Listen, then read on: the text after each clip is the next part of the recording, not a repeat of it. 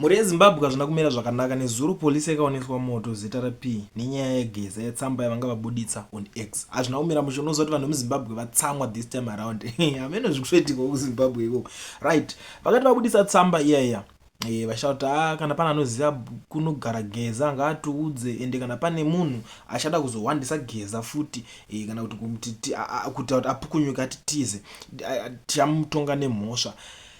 Hey, zvandakaona ipapo zvichitaurwa up to now ndichiri kutotarisa kuti vanhu vemuZimbabwe havachatombovhunduke zviya zvekunzi chichi kana kuti chii.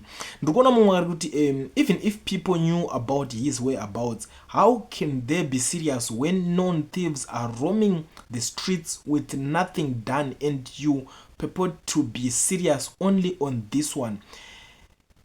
Charamba Penny made allegations against Joe Charamba and his whereabouts are known.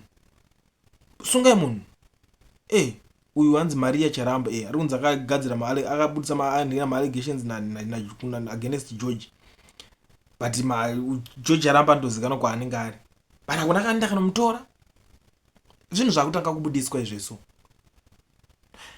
Umwe ari kubudawo panapa, Douglas Mahia publicly threatened to tear down the constitution. I mean our constitution. You were mum on that. Are you police for the people? Is the law applying fairly to all of us? Mahia akabuda zvishuwa akati constitution ikanetsa tinongoibvarura bepa racho totonyora rimwe because tisi takarinyora is just a paper. Constitution yenyika inototi mashandiro magarirwo zvese zvikuitika matongerwo everything yavari kuteedzera yacho yekushandiswa yacho ati atoibvarura just because iye ari kuside kwavo. Maybe ane access kana kuti mvumo yekutaura zvaanoda because akuside kwawo achiitaura chiComrade, but angobuda achitaura against ivo anotozoita dzekutozotsvagiridzirwa nyaya dzacho. Mwari buda panapa ari kuti asi kana imimi munofungidzira kuti pane a sane Zimbabwean angauya kwamuri achiti blessed Geza ndamuona handeitese kwaari. You are a bunch of fools masquerading as a national police. Anzi yazoona anhu vemuZimbabwe vanotaura zvavanoda vachiti ipolisi iri kutoudzwa izvozvo kuti haiwa memungohwanda kunge muri manhingirikini but makatopusawo zvenyu. Real criminals in the likes of Chivayo and gold scandals are walking free. Geza is not a criminal. He is a discerning voice who is speaking on your behalf. Iyo ndo imwe nyaya inotoitika. Vanonga vachipfeka bhutsu dzakapera polisi yekuZimbabwe. Pfeka bhutsu dzakapera chaizvo. Inozoona kuti iyo bhutsu yakapera inganzi munhu ari kushandira hurumende, but ameno chilafu chacho zvachiri mamwe mazi uniform acho ukatomuona kachineruka. It's a fact. Zvinotonoti apa nhamo iri kurova munhu apa. Ameno kuti nyaya yekuti anenge ane maoma ndikupfekera kana kuti anenge kunzi kwapuwa yakasimba saka dzichinjwa. I don't even know kuti chii. But this guy zvaari kuningirina havasi kuzviona kunge ari kuningirikana for evil, but maybe just an order hatizozive kuti zvinhu zvakuita sei. Umwe ari kuti aiwa makutambira kunonyudza manje mumbotambira mari kumapurisa, tikuda kutoti neupenyu hwenyu huchinje nebo vana venyu. Iyo ndo nyaya yechokwadi manje iyo. Kuona panoitika nyaya idzi, these guys they don't ameno kuti chii chinoitika kana kuti kunyanya kunakidzwa nekutora nyaya dzemari dzechokomhomwe dzavanenge vabhadharisa vanhu. Because tikada unazosvika pakunzi zvinhu zvachinja chaizvo chokomhomwe chacho hachichatoreki. These guys vanoita sober, vanotanga kutoshanda basa iroro chaizvo. But ameno umwe ari kuti zvino kana vanhu imimi makaenda kutraining dzechipurisa muchitadza kubata or kuva nefull information yekuti Comrade avo vari kupi, ko isusu zvedu macivilians amunotombobata senhapwa tinoziva sei info iyoyo, plus chero tikaziva pane patichakuudzai here. Ayayaya pakaipa vanhu vaitaura zvavanoda. My advice umwe ari kuti my advice to Nyati is Emerson wauri kurwira basa rapera as we speak. Be careful nekuti Emerson uyu will not protect anyone. Dzidzai izvezvi atori busy kuronga kuti odine mhuri yake. Right, inyaya yakaitika tikada kutoitarisa iri advice kupuwa zvakatoitika kumadhezi aMugabe paakatobviswa Mugabe vamwe vakabva vatotizana nhasi avamo muZimbabwe because kana uchinge wakubva paipa haachakwanisa kuprotect, but iye Mugabe aitogara muZimbabwe freely, haana kana achimbomunetsa, arimo muZimbabwe, anga arimo. Vana vake up to now munongovaona vari ngorimo muZimbabwe, but these guys kungobva kwakatoita zvakabva zvatodhakwa. Saka ndo imwe lesson inofanira kudzidzwa navanhu. Politician angokushandisa achiita kana kuti achikupamba mari achikuita sei, but kana zvichinge zvazoshata zvachinja unosara uri one. Maybe idzi ngoro nyaya dzepolitics, maybe vanhu havanyanyise kuzviningirira because vamwe vanonzwa hondo nemurwere wepfungwa achiramba, but pazvinozotanga manje hameno zvezvinozongoenda nazvo. Saka ndangoti ndingodarika nepanapa ndichikuzivisa ndo imwe nyaya yakaitika mhuri yeZimbabwe. Handikuziva kuti munoionawo sei. Kana uchinge wasvika panapa we first time yako, join this family, subscribe. Ndoramba ndichikupai nyaya dzinenge dziripo, munoziva kuti handina nungo. Kana muchinge muri vema-audios vanda kutaura something, inini nhamba ndakukusirai pascreen. And for your own information guys, ma-audios ese anosendwa inini handina chekuita nawo, handisiri inini ndichitaura, vanhu ndinenge ndichitaura. So kana makuzopindurana pinduranai, pedzeranai mcomment section imomo, but musainvolve inini mukati, because this is the people's channel, voice of the voiceless pazvinhu zvacho. Saka vanhu vese vasina mavoices vakangoningira chero uri kwamupina wasvotoka ukangosenda nikini yako, tobva tatoona kuti taita se tasvitsa, taita se shoko rasvika kuvanhu. Saka nhamba ndidzodzi, itai zvamunoita ipapo, asi musazoinvolve inini, tairai zvamunotaura ipapo.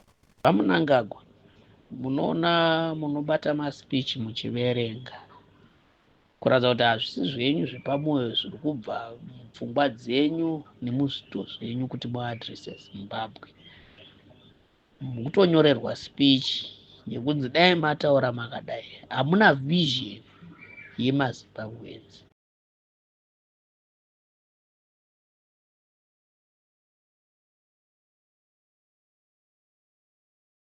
Kulliant family maswera here, maswera pari seiko pano, ndatuenduye nezvidimbu-dimbu chete, ndisa waste time yenyu yakanyanya mhuri yeZimbabwe. Vamunangagwa munoona munobata maspeech muchiverenga, kuratidza kuti hazvisi zvenyu zvepamwoyo zviri kubva mupfungwa dzenyu nemuzvito zvenyu kuti muadrese Zimbabwe. Mukutonyorerwa speech yekunzi dai mataura makadai, hamuna vision yemaZimbabweans. Tinokuonai maspeech enyu mazhinji yamakaenda kuTanzania maiverenga, kuHiroseka muri kuverenga.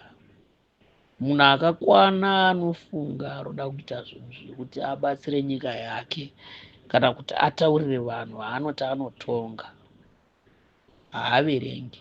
Zvinobva pasi pemwoyo wake achiudza mhuri yake yeZimbabwe. Sababa, zvino imi munotoverenga bcause hamuzive kuti munoda kutaura kuti chii. Izvezvizvi munotishora tikada kuti Chamisa gaakupei speech, Chamisa ane vision nevanhu nekuda kutaura kuti zvinoenda kupi, zvinobva pasi pemwoyo. Ndikatora mwana weZimbabwe ari mustreet, zvinobva futi pasi pemwoyo, nekuti vanhu vane chinangwa vari kuona kuti no, Zimbabwe ngaifambe yakadai. Izvezvizvi ndinekubvunza, muri kuramba makasimbirira kuramba muripo ipapo, ana Geza nesu mayouth tichitaura kuti ibvai ipapo? Munombofungira kuti vana venyu vanosara vachiita sei mukaramba muchiita nharo? Vachasara vane upfumi ihwohwo here? Vachasara here vane protection imi musipo? Kana kunzi mabviswa at any time, because nguva iri kutotika izvezvi as I speak. Kana iye mukadzi wenyu ataziva kuti no, ana ebaba vemwana tadii tabuda hedu munyika munomu, vana vedu vazukuru vedu voenda mberi, kana kuti mbodinge masiya to an extent yekuti vanhu vese munenge makutowataura kuti ano mhuri yeZimbabwe ini ndakatongopa ndaifunga kuti nyika yadai yafamba yakadai. Kasi zvaramba, ngatidini? Ngatiende nenzira iyi, ngatiende nenzira iyi. Kasiwo zvaramba kuti tiende nenzira iyoyo. Handi masvoda zvoti musara mune chiremerera zvisina kuti munobatirwa mapanga futi mademonstrations. Anashoni vaya vongotosarawo vachitoraramawo nekuti baba vacho vakabudawo zvine chiremerera. Kasi munoratidza kuti hamusi kutoda izvozvo.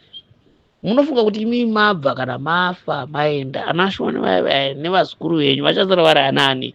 Hamusi kuona kuti nguva yacho nechivimbo chamamunacho kuti vision yenyu haisiriwo ine vanhu, haisiriwo ine vanhu, zvakatosiyana. vanhu mazvona aunangagwa zvakasiyana. Madi makalkuleta 1+1 aimbofa yakaita 6, 1+1 inoita 2. Nemiwo mai munangagwa hamusi kuonawo here kuti mune vazukuru mune chii, legacy yenyu yacho ichafambawo sei?